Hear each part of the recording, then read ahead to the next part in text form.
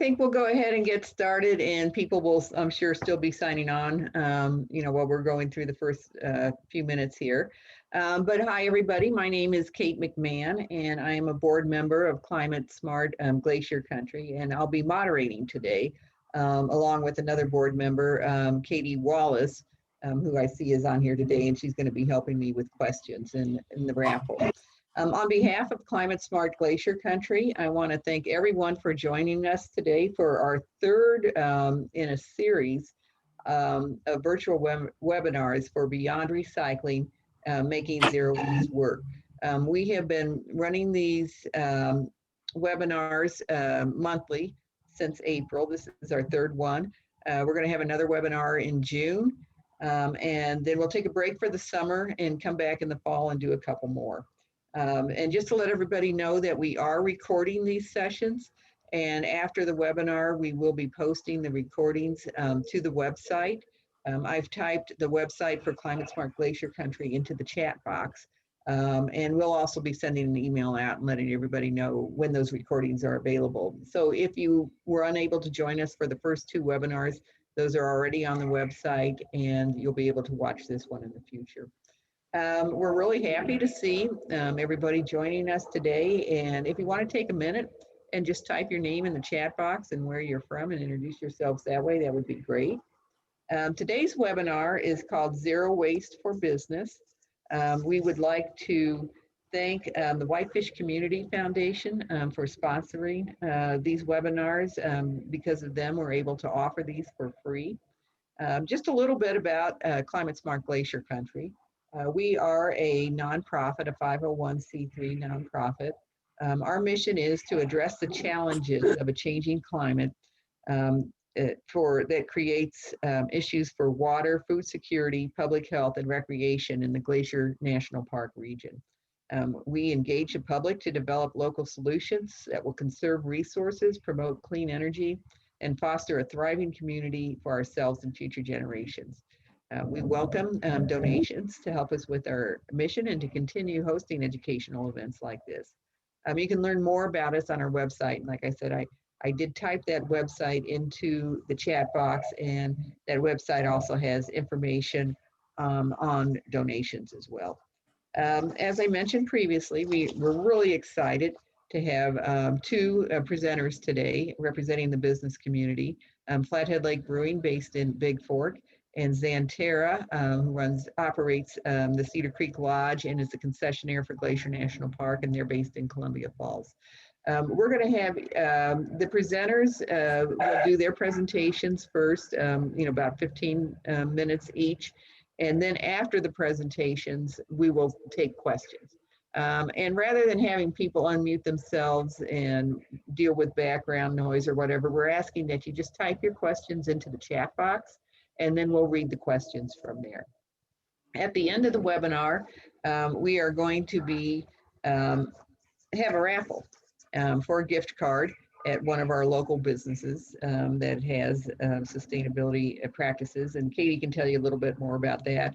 So please stay on until the end of the webinar so that you have a chance to participate in that raffle. And with that, I am going to introduce our first presenters, and that's Flathead Lake Brewing. We have Jonathan Hartig, who is the Director of Brewery Operations, and Matt Daigle, who is the Director of Brewing.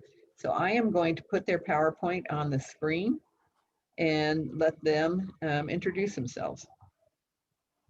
Oops. Hi, everybody. As Kate said, thank you. My name is Jonathan Hartig. Next to me is Matt Daigle. We're both part of the Flathead Lake Brewing Company here in Big Fork, and we first of all want to say thank you to Climate Smart Glacier Country for inviting us and including us in this web series. We are very proud of some of the efforts we've made over the years, and this is a perfect outlet for us to talk about what we do, how we do it, and maybe brag about it a little bit. A little quick intro of what the brewing industry is in Montana. It's big. Montana has the third most breweries per capita in the whole country. We produce the 7th most gallons of beer per capita for every legal age adult. And we are number 6 in overall economic impact to our state. Just money generated back into the economy via distribution and retail sales. And it's growing fast. In 2011, there were 33 craft breweries in Montana. Now we have well over 100. Nationwide, it's growing just as fast. 14 years ago, there were 1,400 craft breweries, and today there are over 7,000. So this is an industry that's just exploded over the past decade and a half, and because our industry produces waste just by nature, we really wanted to do some forward thinking when we built our current facility and then how we operate day to day. We have gotten a little bit of recognition for this. Next slide, please. In 2018, we won the inaugural Montana Sustain-A-Brew Award, and it's an award that was created to highlight Montana breweries for their efforts in sustainability and businesses that made decisions with conservation in mind, in the idea that this is good for our beer, it's good for our business, it's good for our community, and located where we are on the northeast corner of Flathead Lake, we really wanted to promote that type of industry. We also won 3rd place, the 2018 Solar United Neighbors Brews from the Sun. This is an award that is given for breweries that are utilizing solar energy in their process. And those votes were earned by our local community. It is, we're in the competition, and we do our own marketing to help alert people, hey, vote for your favorite Big Fork brewery. And we earned 3rd place in 2018 and then 4th place in 2019 as that program gained a little bit of steam. So it's great to be up against some pretty large breweries around the country and be recognized in the upper tier, or in these 1st, 3rd, 4th place that we were. So we're proud of that very much. So how did we get here, and what did we do along the way, and what do we still do? Next slide, please, Kate. So when we decided to move our brewery from Woods Bay to Big Fork, our first challenge was finding a site. And for any of you that are familiar with Big Fork, we are located on Holt Drive and Highway 35, and it's the location of the old bowling alley. And so the first decision was to find a site that was already developed in a way that we could utilize, instead of developing something new and causing more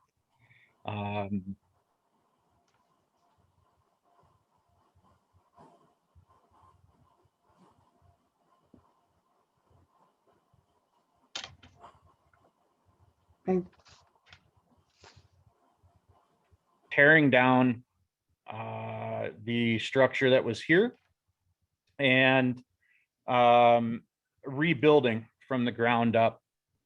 But the old building that was here did not have even a stormwater system incorporated into the lot. So we had to go not just to ground level, but underground, and build a new storm drain system to prevent any contaminant or waste from directly flowing into Flathead Lake.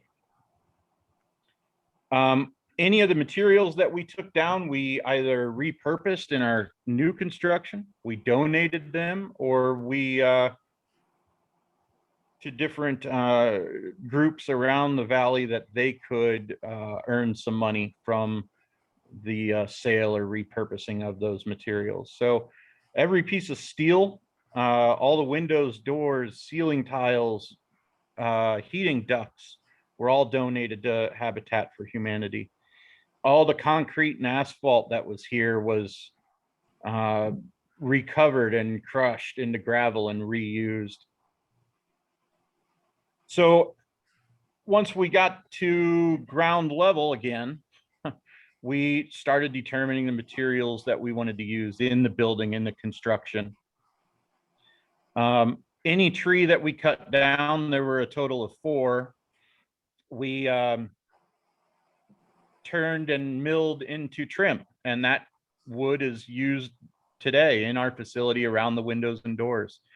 All the timbers in our front entranceway were recovered from a river. They were just essentially river debris. All of our bricks were recovered from torn down buildings out of Spokane. All of our flooring is recycled vinyl. And so it's almost as if every surface, every wall, everything that we used, we tried our best to find a recycled product or something that was more sustainable. We incorporated solar energy, as I mentioned. We incorporated low impact boilers in our facility, and we tried to create a production that would keep that aim in mind day to day, just simply by reducing our overall energy demands. We had a lot of interest in the beginning.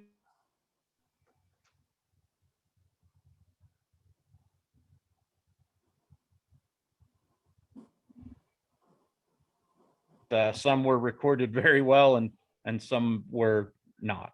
And so we're working on earning that LEED certification still. But our day-to-day operations include that thought all the time in everything we do. So I'm going to talk a little bit about the pub house, and then I'm going to have Matt take over and talk about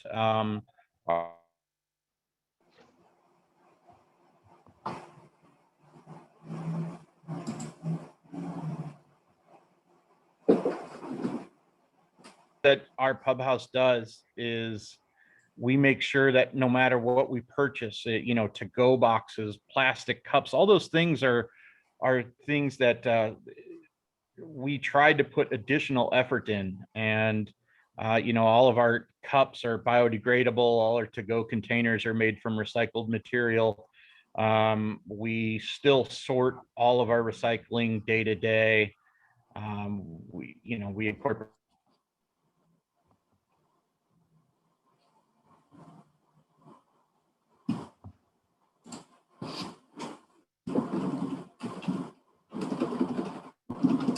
owners that were supportive of what we wanted to accomplish. And here we are 6 years later, still trying to improve our day-to-day operations, even though we think that we've done our very best, and we'll continue to consider our impact in every decision we make. So this is Matt Daigle. He's our director of brewing. He incorporates himself daily into all of our systems in the brewery. And I'm going to pass this off.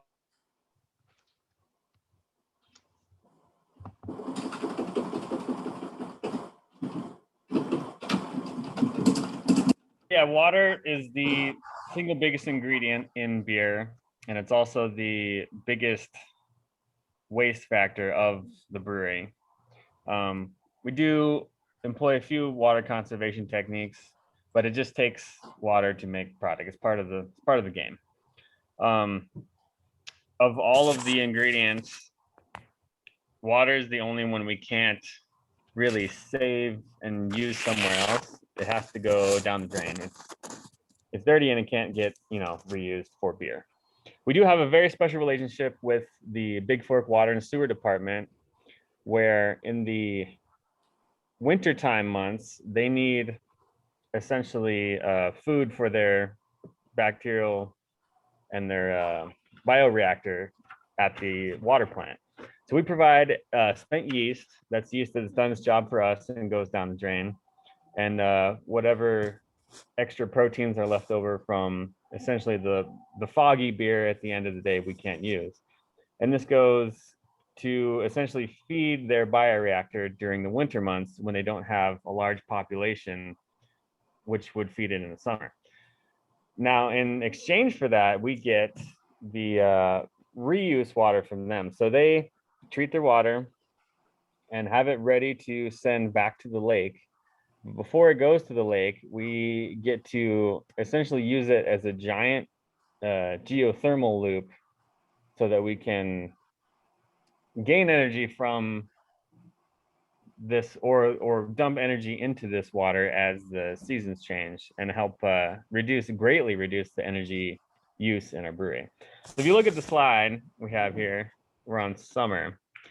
And each one of these little graphics, the cellar, the ventilator, brewery heating and cooling, ice melt, brewery water, restaurant heating and cooling, is all a system of heat pumps.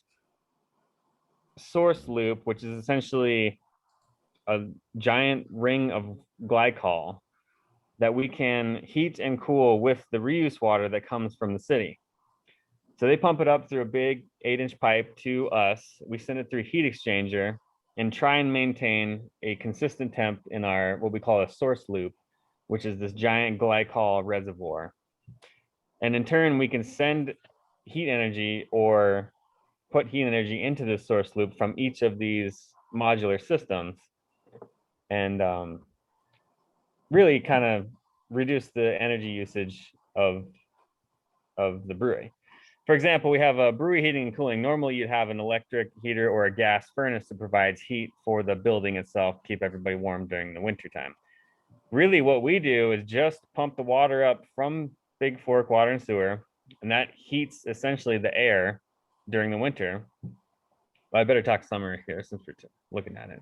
In the summer, we're actually causing a net gain to our source loop because we have more cooling energy coming from our loop. And the way heat pumps work, they have to do something with the heat. So as it cools, it returns heat to the source loop, which we then essentially return to Big Fork Water and Sewer before it goes to Flathead Lake. But in the winter, if you see the next slide, please.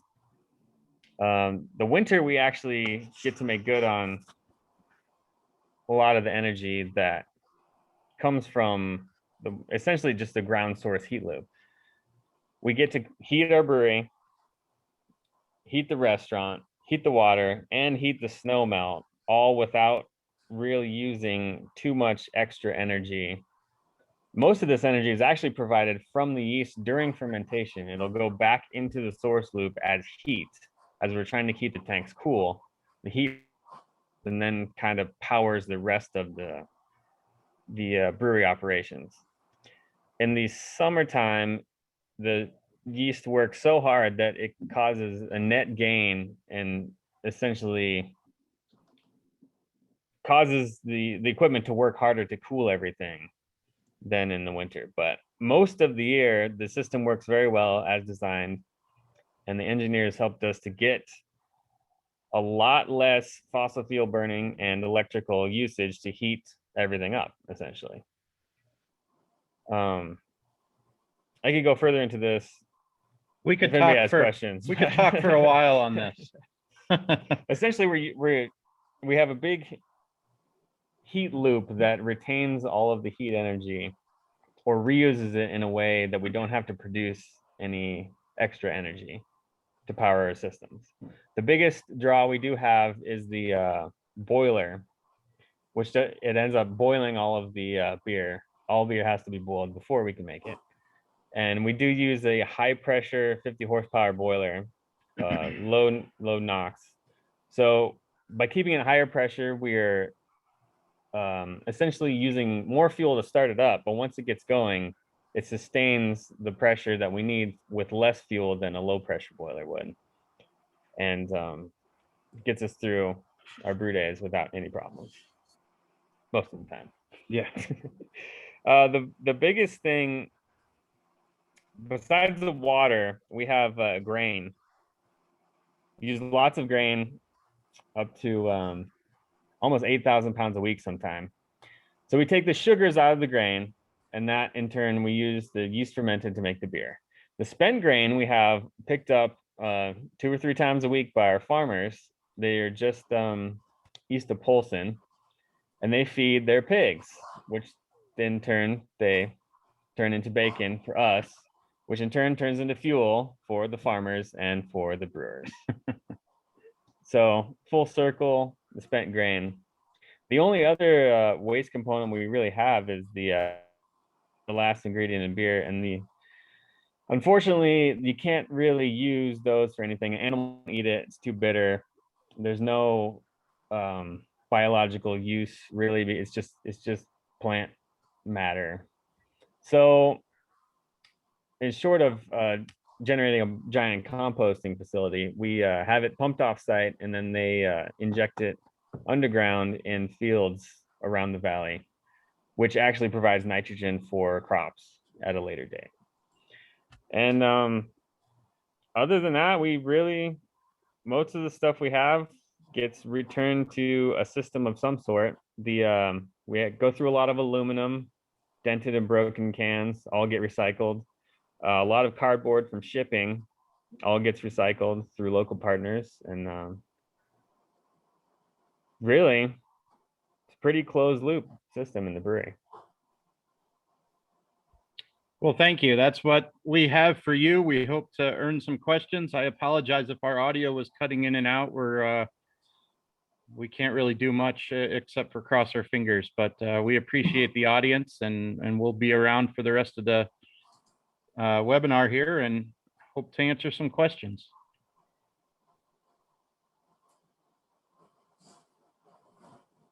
Thank you. I'm sure we'll have a lot of questions, and I really appreciated the slides, and we'll enjoy the BLT the next time I'm down at your at the brewery. So Andrew, I think it's your turn to talk about what Glacier National Park Lodges and Xanterra is doing. Andrew is the Director of Risk and Sustainability at Xanterra, and if you'd like to share your screen, and tell us a little bit about yourselves. I think you just have only just recently moved to the Flathead, and we'd like to hear a little bit more about what you're doing. All right, thank you, Katie. It shows that I am disabled from sharing, so if you could assist with that. Okay.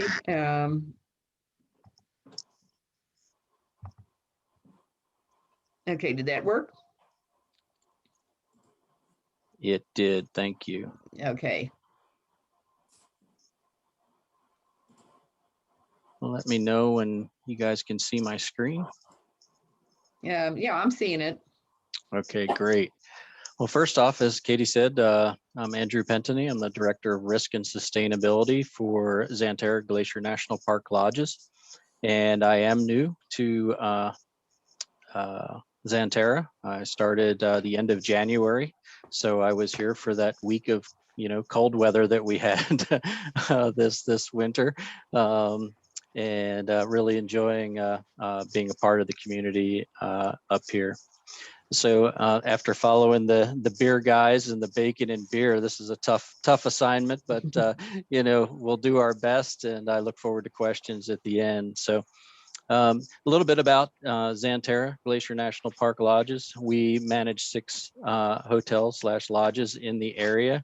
5 of those are in the park, and we have a concession contract through the Park Service for those. And then we have Cedar Creek Lodge here in Columbia Falls. In addition to that, we have 33 vintage red buses. Most folks are familiar with the red buses that are in and out of the park. We have a facility in Columbia Falls that we use to house and maintain those, especially through the winter. A really cool facility. We've incorporated some sustainable aspects to that building because of its size that helps offset some of normal impacts, specifically heating, lighting, etc. And we'll go into that a little bit. We also have food and beverage outlets. We have 8 of those. Most of those are either takeout or dine-in type locations within the park itself. So a little bit about Glacier National Park lodges. All right, kind of more on topic here about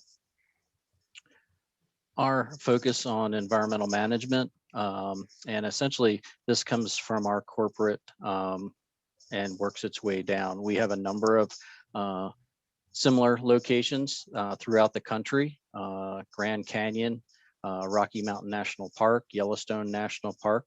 So we focused on 4 key concepts, and then each of the parks focus on their specific aspects under each of these 4 key areas. So the first one, the use of resources efficiently and effectively. So essentially we want to get the biggest bang for the buck out of every resource that we use. So, you know, one of those for us is vehicles. We're running vehicles back and forth through the park, whether it's for our food service supplies, it's our laundry supplies, running clean linens in and out of the park, that sort of thing.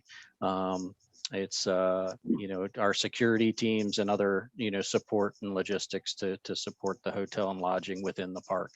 So one of the key things for us was trying to reduce our transportation need, and then also making every trip as efficient as we possibly can. So one of the things that we've done is tried to utilize our central warehousing. So, you know, instead of different departments sending up individual trucks to support their given aspect, we've tried to consolidate that and try and use, you know, each other's resources, if you will, to send stuff into the park and make those trips less frequent and more efficient.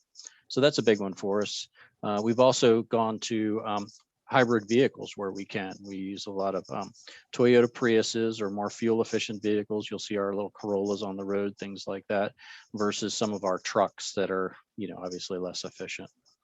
The additional thing that we've been doing this year, which is kind of cool, is we are transitioning 11 of our red buses to a gas electric hybrid. So when you think of those large, unique antique vehicles, making modifications to those is not a very simple thing. It's very, very intensive from an engineering standpoint to make sure that we maintain the historical concept of the buses, but also trying to get to an end goal of making those more efficient as well. So we had some gas propane units that we had used previously, and we found that those were not as efficient as we would have liked. So we are piloting this year the gas electric, and we've gotten a few of them in, and so far all has gone well with those. So that's kind of a cool feature, and we hope to maybe do some more of that in the coming years as we prove this concept out. The other thing for us is been, you know, like most folks, we're transitioning a lot of our lighting into LED lighting. So when we talk about our red bus warehouse, that is all LED lights. They're on sensors. So you can imagine with 33 buses plus other units in there, it's a pretty big warehouse. So just the lighting demand itself could be extensive. But with the on-demand system, it essentially cuts off when nobody's in there. There's no movement detected. So the warehouse for the vast majority of the day and night is dark, which is really an energy saver and a wise use of our energy resource there. Moving on to zero waste. So our goal is to get to zero waste. With COVID, you can imagine that's a stretch this year. And I'm sure you've all heard of COVID. You know, it hasn't taken any of you by surprise. The impacts of COVID are widespread. But for us, they're pretty dramatic, actually, because of, you know, contacts with others, shared dormitories, and how we deliver food, how we handle our laundry services. A lot of the chemicals that we use for disinfecting and those sorts of things, all of that had to change to meet EPA and CDC requirements. And that's really kind of changed our footprint of focus from sustainability this last year, and will impact us again this year and this summer more specifically. but we're still trying to strive for where we can do, you know, back to our zero waste and low, highly environmentally friendly chemical choices. But it's going to be some time, to be candid. And that's frustration within our own teams on that. But one of the things that we're proud to do is partner with Dirt Rich and our compost. As you can imagine, our kitchens generate a fair bit of food waste as they prepare the meals and such. And one of the things we've been able to do is partner with Dirt Rich and divert the substantial, if not almost all of our food waste out of our kitchens into an alternative product. And our desire is to reuse that product back into the park system. So there's some things we have to do to make sure that we can do that within the park. Obviously, anytime we enter anything back into the park, we have to partner with the Park Service and get reviews on that for, you know, weed free and a number of other concepts that we have to deal with. But it's a great opportunity. It diverts a lot of waste material from the park. And we're proud to have that relationship with Dirt Rich. One of the other things that we like to do is reuse building materials back into our repair and maintenance process. A lot of the buildings that we're dealing with are historic. So there's kind of a dual goal for us. One is we don't have to use new products that were not essentially like the existing.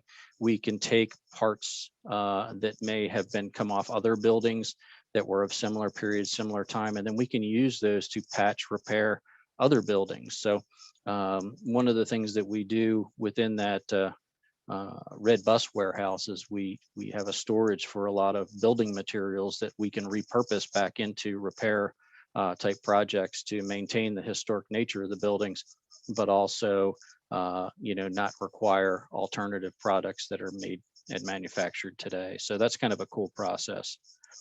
And then I think the last one for us is providing our guests with sustainable choices. So, you know, as part of COVID, a lot of our information that we would provide to our guests, we've had to minimize because of multiple touch type things and contamination related issues, decontamination related issues.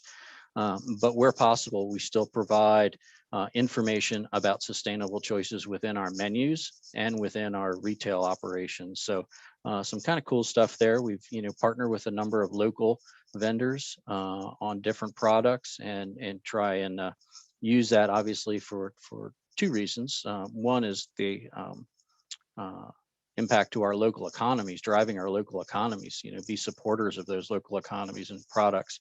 But from a sustainability standpoint, our supply chain is reduced substantially by not having to drive to Spokane or Seattle or other places. We can get it right here locally, and we can reduce the impacts of those significant transportation aspects. So some pretty cool stuff. You know, obviously COVID has really impacted our ability to do a number of the things we want to do this year, but we're still driving where we can. You know, for example, we've eliminated plastic bottles, so plastic water bottles. We've gone to water refilling stations, and you know, a lot of our other products that would have come in plastic are either glass or aluminum, so they're recyclable, obviously. And so, you know, still trying to do what we can, but obviously a window to the CDC and other organizations from the COVID infection standpoint. So those are kind of the big ones that we're working on. And, you know, this is a relationship I'd like to continue as the new guy, and I'm glad to have the opportunity to speak to everybody today. So thank you, Kate.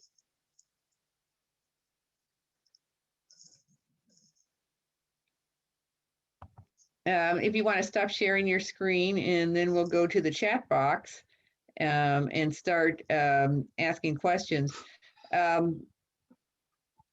Andrew, one of the questions I had just before we get started, you mentioned glass recycling. And I know that that's been an issue in the Valley. How are you guys dealing with that? Yeah, so that it was a very tough one for us too. We're actually partnering with a group out of Missoula, and they have an end user in Salt Lake City. So the idea is that we have a dumpster that we'll be able to fill, and then they come and remove it once we fill it from, park related materials. So I can definitely provide you with the name of that group and that organization as they're trying to find some, opportunities in this area as well. Okay. And then for both Jonathan and Andrew, if you want to take turns answering this, what kind of sustainability practices are the most impactful in your business in terms of the cost to implement and the savings that you realize? Well, I think that was, we expected a lot of high cost as far as implementation of a lot of our machines. I think we initially realized between 20 and 25% additional cost with the implementation and the install of things like our water reuse system and our boiler, with the idea that our savings would be long-term. And I think electric is a big one. Us utilizing the reuse system and utilizing solar energy. I don't know that we've done a good measurable statistic on it yet, but we know that Flathead Electric acknowledged our efforts, and we qualified ourselves for different rebates and grant programs because of our reduced energy in this industry, which typically produces a lot of waste. And I would think water would be number two. Our water used per barrel of beer, it's a hard measurement to take, but we feel we're using about half the amount of water that most breweries our size are utilizing. Andrew, how would you answer that question about what's most impactful of the sustainability measures and zero waste measures you've undertaken at Xanterra? Yeah, I think the big one for us is probably the red buses. Converting those over to electric has a pretty steep price tag. It's more than a standard vehicle because of the historic nature of the vehicles and how they're designed.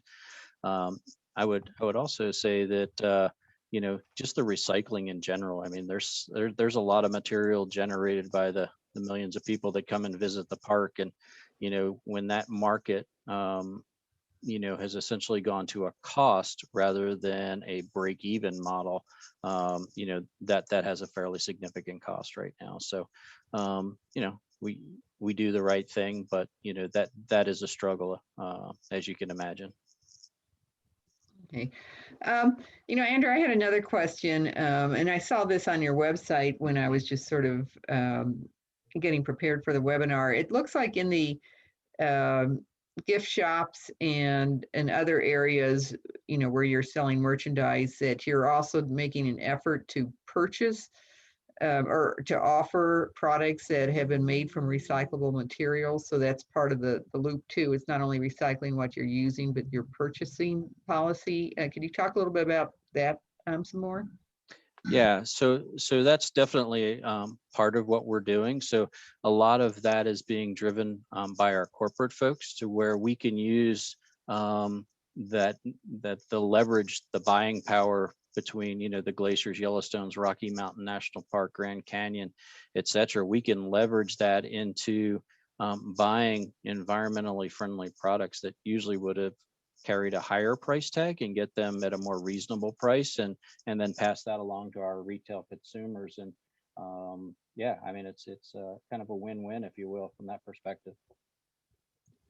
Okay, and then I have a question in the chat box here from Robin. Flathead Brewing team, very excited to hear about your LEED building rating work. Does your boiler use electric heating elements, which would cut down on CO2 emissions compared to natural gas?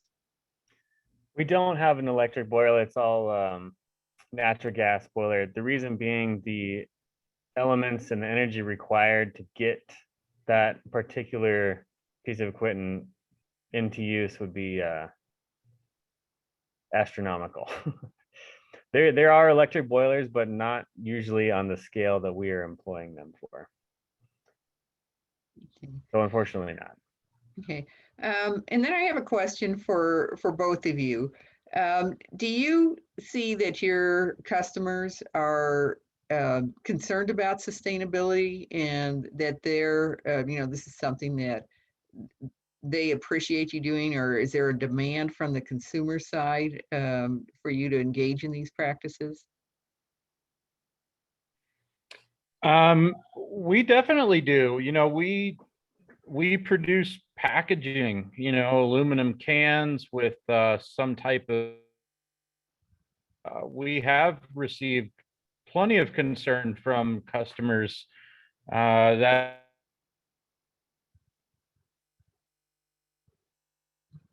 Okay. Yeah, I think Jonathan, your sound cut out a little bit. Let me have Andrew answer that question too, and then I've got another question for you guys.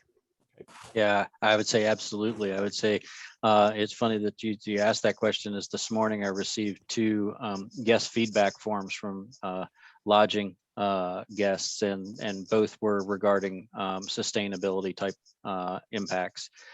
I would say the other part of it is it's not necessarily our guest customers, but it's also our staff. Sometimes our staff are our hardest critics. A lot of folks that come to work for us, they're very passionate about the environment and sustainability, and it's kind of cool because we can have some really, really great discussions about opportunities, ideas, brainstorming, and they're very passionate about it and willing to participate and provide that feedback, which is pretty cool for me. Okay, and I've got a couple questions in the chat box. The first one is for both of you. What can customers or patrons of your businesses do to support the zero waste efforts you've launched? We've asked a lot of our customers to bring back any, we use a recycled carrier for our 6-packs, and we have a program with that company, Pack Tech, that we can have all those pieces of plastic returned to us, in which we can return back to the supplier and hopefully generate more of a cyclical usage of those rather than continuous production. I think that's the main thing for us. Everything else is a recyclable material, and we hope consumers make the right choices when they're finished. Yeah, and Katie, what I would say is, it starts at the beginning, and our focus is, take or use only what you need. It's you've all seen the person in front of you in line at a takeout window, reeling off 25 napkins. Is that really necessary? And our focus is to kind of focus on that minimum use, essential use right at the beginning, so that we don't have the downstream aspects. Okay. And another question, this is for Flathead Brewing. What is the payback period for your solar system, and what percentage of electricity use does it provide? I don't have either good answers of those questions. I know that the solar system was just not a debate. Payback period, I'm not sure, but we were going to implement it anyway if it was to offer us a better, more efficient usage of energy, and eventually it would pay us back. As far as what percentage of electricity does it provide, it's also hard to measure. Our brewery and our pub house operate at very different levels in July than it does in December and January. So, I'm not sure, to be honest with you. Okay. I have another quick question for you from Flathead Brewing. In your presentation, at the end, you mentioned a waste item that farmers would inject into their fields. Could you say what that was again? I think your sound sort of cut out during that part. Yeah, at the end of the brewing process, we have hop waste, and it's called trube. It's all the protein and stuff that is the solids from the beer process, essentially. And we take that, we side stream that and have it pumped off site by a local business, and they take it and inject it in.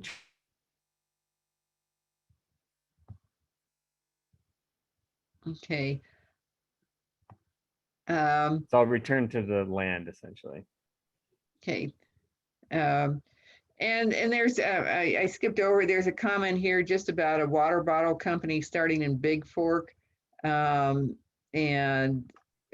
the impact that that would have on the environment. I don't think it's really a question for either one of you. I just wanted to acknowledge the comment there.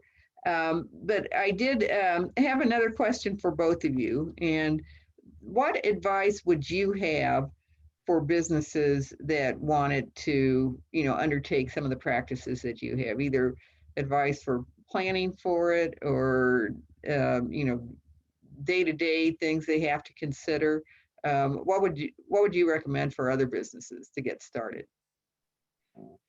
Well, I'd say, first and foremost, if you're developing a new structure, find a contractor or contractors that have worked or have knowledge within this type of building process. That was something that we sought out. Our brew house, when we chose the contractor for our brew house, it was because they had installed and operated in a similar manner in the past. And so, we didn't put cost aside, we couldn't do that. But, the expectation of a higher initial cost is there, and it is real. But finding those contractors and builders that have experience or specialize within your industry can save you an awful lot of headaches and mistakes along the way.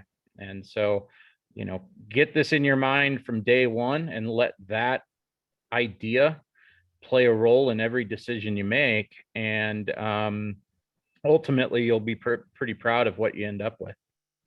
Okay. Andrew, what advice do you have?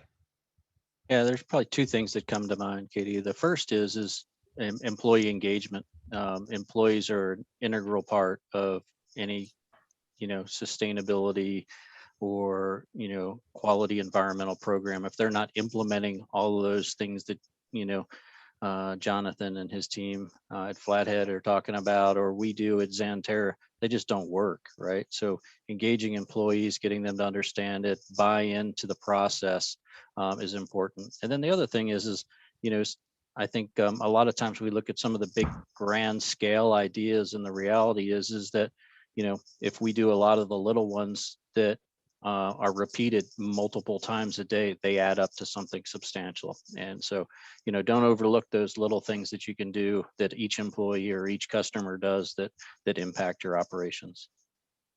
Okay. And I have another question here in the chat box for Andrew. Is Xanterra currently involved in the regional transit discussions, and how can we improve use of transit to the park? I'm not aware that we are, but I can talk to our director of transportation who may be. Yeah, it's definitely an impact. I know in Yellowstone, our sustainability team there is partnering with the Park Service on some innovative transportation methods going through the park in Yellowstone. So we're anxious to see how those pilots work and how they might be applicable here in Glacier. Okay. And Andrew, here's another one. I asked you at the beginning about glass recycling, and I know another challenge has really been with plastics recycling, and especially with people, when you have containers of trying to get people to put the right recyclable in the right container, and then you end up with contamination. How's the park dealt with some of those issues? Well, fortunately for us, we've tried to eliminate as much plastic as we can. So that's the start of it. And I think that the second part is like everyone else, it's really hard.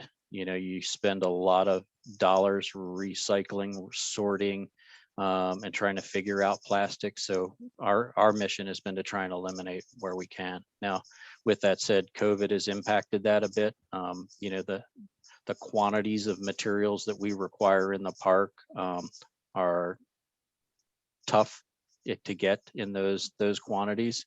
So we've had to use some plastic, but it's tough, and our goal is just to eliminate it so that it's not an issue. Okay, and then I have a question for Flathead Brewing. You mentioned that you guys probably conserve water. At least 50% use less water than other breweries. But do you see what are trends you see like in your industry? Are other breweries sort of adopting some of these practices? Where do you see some of those trends going? The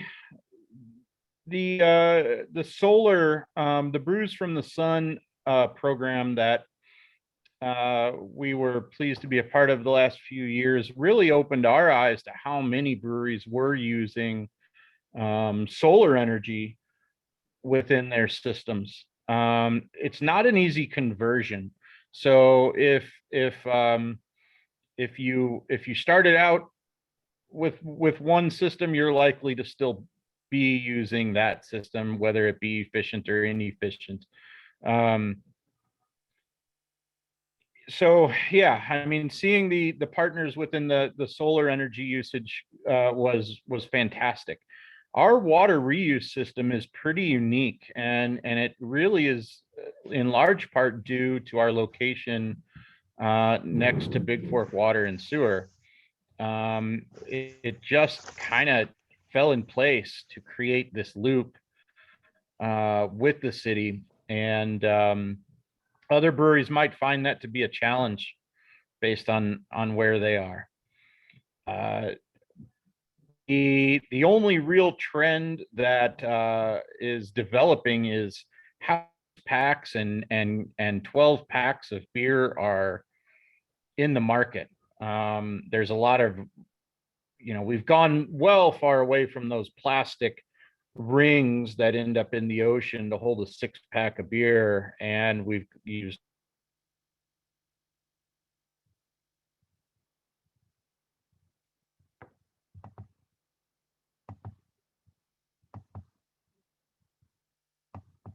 cardboard carriers out of the spent grain that is recovered from the brewing process. So even if it does end up on the side of the road or in the wrong place, it's biodegradable. And so we're hoping that catches on. Unfortunately, with an industry like ours, there's not a lot of extra room for expenses. So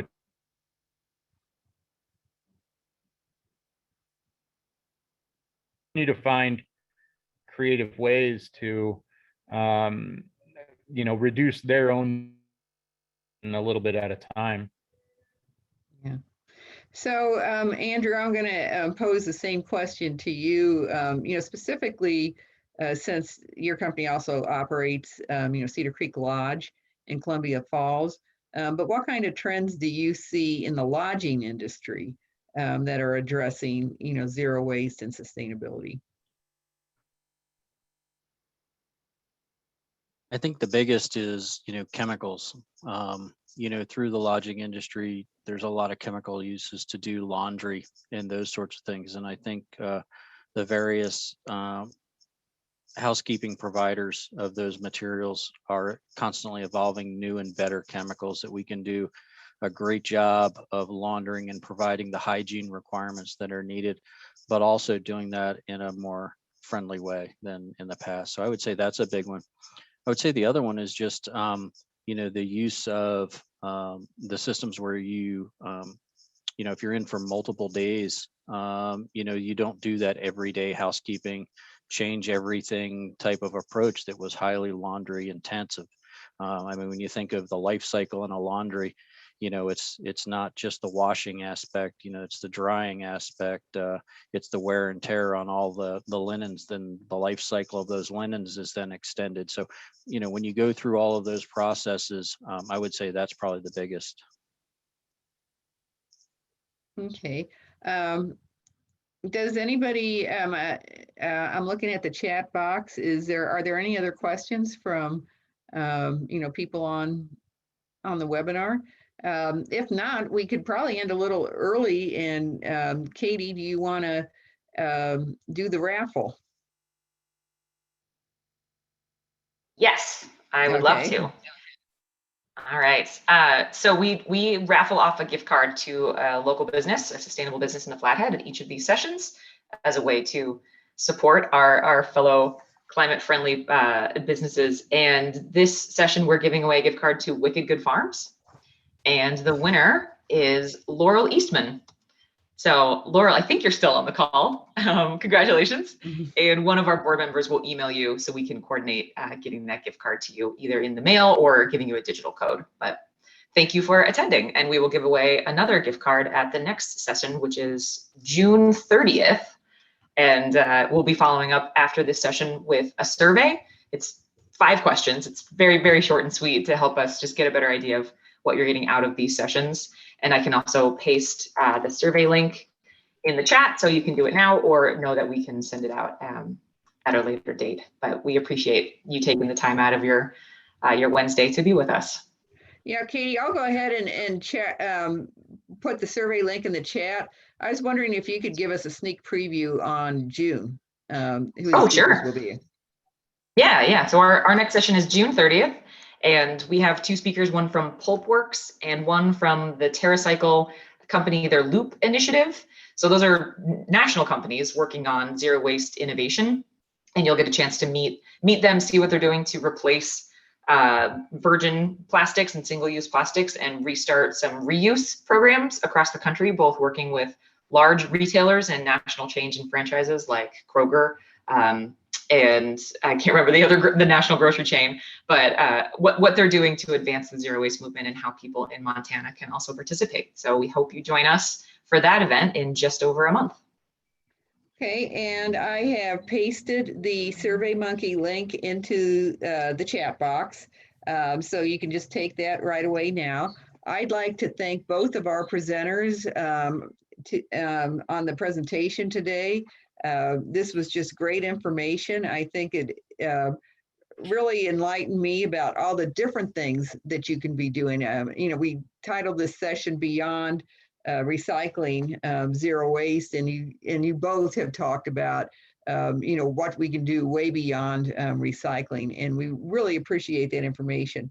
I just like to let everybody know that you can sign up for our next session already. You could just go to our website. I don't know, Katie, can you put the link to the next series into the chat box while I'm wrapping up here?